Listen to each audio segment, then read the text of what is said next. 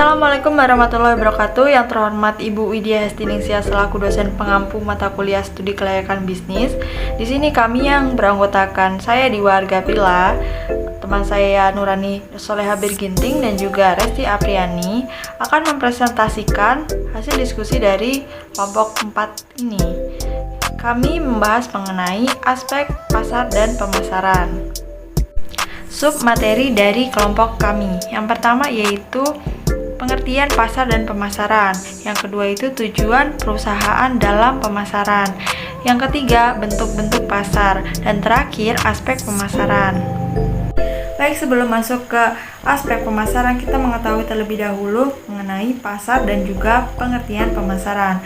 Pasar sendiri diartikan sebagai mekanisme yang menemukan antara penjual dan pembeli atau pertemuan antara kekuatan permintaan dan juga penawaran. Sedangkan pengertian pemasaran sendiri yaitu upaya untuk menciptakan dan menjual produk kepada berbagai pihak dengan maksud tertentu.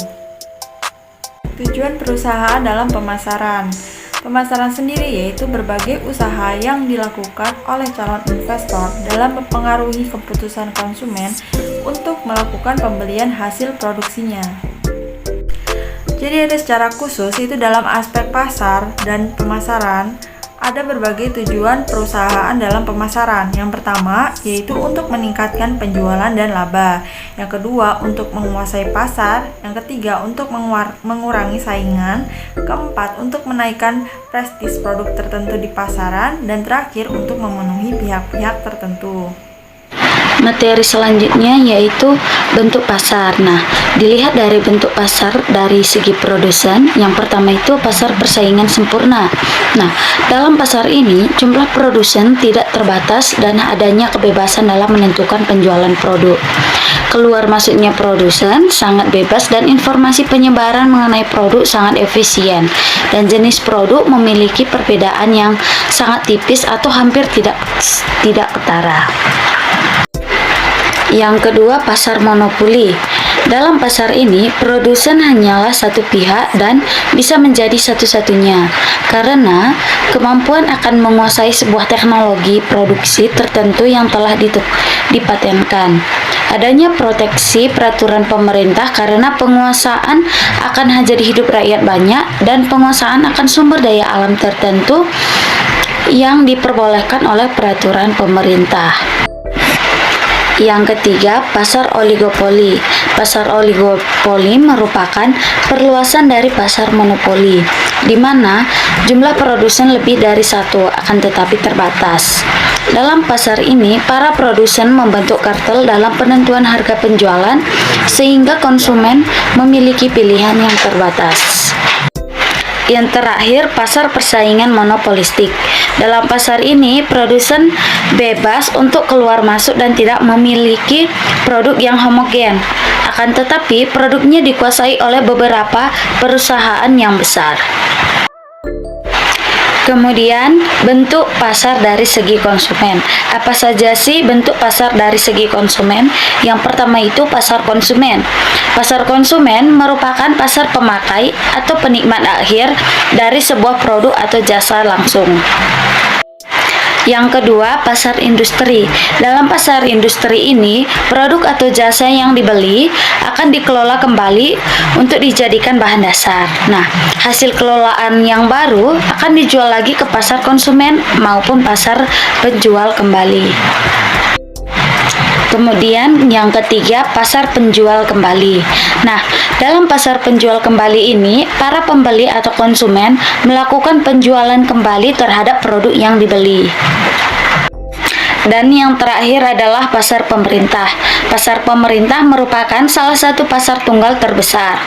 Pengeluaran pemerintah ditetapkan secara jelas dan dicantumkan dalam APBN. Kemudian materi aspek pemasaran.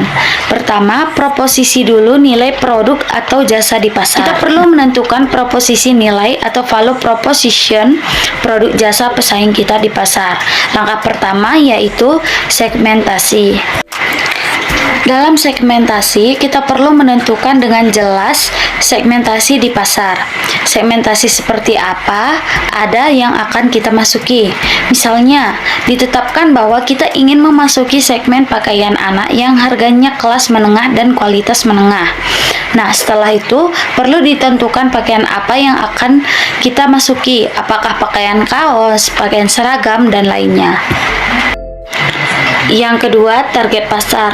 Target pasar yang menjadi sasaran harus jelas kepada siapa produk kita mau dijual dan seperti apa kegunaan untuk konsumennya. Nah, pasar sasaran dikategorikan dalam 3 kelompok, yakni yang pertama itu pemasaran serba sama, yang kedua pemasaran serba aneka, dan terakhir ketiga pemasaran terpadu. Oke, saya akan menjelaskan mengenai sikap, perilaku, dan kepuasan konsumen.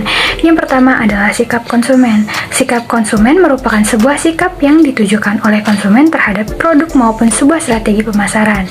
Nah, yang kedua adalah perilaku konsumen. Perilaku konsumen merupakan suatu proses yang dinamis, ditunjukkan dalam sebuah bentuk perilaku yang diperlihatkan oleh konsumen, baik perorangan maupun kelompok, dalam mencari, mengevaluasi, membeli, menggunakan, dan membuang suatu produk, jasa, dan ide yang mereka harapkan akan memuaskan kebutuhan mereka.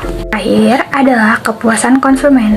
Kepuasan konsumen merupakan sebuah ukuran dari apa yang dirasakan oleh konsumen itu sendiri setelah menikmati atau mengenakan produk yang telah kita jual. Oke, sekarang adalah bauran pemasaran. Dalam bauran pemasaran ini, kita perlu menentukan yang pertama adalah harga. Nah, harga atas dasar struktur harga di pasar saat ini dan kualitas yang ada, maka selanjutnya kita akan menentukan strategi harga untuk produk kita. Harga akan krusial untuk tahapan awal, khususnya untuk produk yang segmentasinya sensitif terhadap harga. Nah, yang kedua adalah promosi. Nah, kita juga harus menentukan mengenai promosi yang ada, bagaimana efisiensi dan efektifnya komunikasi yang akan kita lakukan, dan bagaimana rencana komunikasi yang kita lakukan, serta bagaimana menyampaikan informasi sehingga bisa sampai ke konsumen dan menjadikan konsumen tersebut membeli barang kita. Dan yang ketiga adalah produk. Untuk menentukan produk diperlukan sebuah penelitian mendalam, termasuk dari segi desain, bentuk luar, hingga komunikasinya ke konsumen. Maksudnya untuk bentuk luar ini adalah kayak packaging gitu. Nah, setiap produk memiliki siklus hidup, yaitu produk life cycle yang berbeda-beda dari masa ke masa dan memiliki proses keuntungan yang berbeda di tiap tahapannya. Jadi siklus hidup produk bisa dikategorikan dari tahap pengenalan. Nah, pada tahap ini biasanya harga produk itu lebih tinggi karena belum muncul pesaing dan untuk menutupi biaya penelitian produk ini sebelumnya. Kedua adalah tahap pertumbuhan atau growth. Dalam tahap pertumbuhan ini, penjualan meningkat secara signifikan dan keuntungannya juga meningkat. Dan pesaing mulai memikirkan dan meniru produk tersebut karena melihat kesuksesan produk tersebut. Selanjutnya adalah tahap pendewasaan atau maturity. Di tahap ini, produk pesaing telah masuk dan terjadi kompetisi. Nah, dalam tahap ini kita perlu melakukan revisi produk kita baik dengan desain, terus itu fitur dan strategi baru untuk mempertahankan produk kita. Selanjutnya adalah tahap menurun atau decline. Tahap penjualan menurun, konsumen mulai mengalihkan ke produk lainnya. Perusahaan aspek pemasaran harus mencari energi baru untuk produknya. Jika tidak, maka produk ini akan mengalami kematian. Dan yang terakhir adalah place, yaitu jalur distribusi produk dan jasa akan menentukan sukses atau tidaknya suatu barang kita jual. Jadi, suatu tempat kita untuk berjualan itu harus strategis dan mudah untuk dicapai oleh pembeli. Oke, sekian penjelasan yang dapat kami sampaikan. Semoga bermanfaat. Lebih dan kurangnya kami mohon maaf. Wassalamualaikum warahmatullahi wabarakatuh.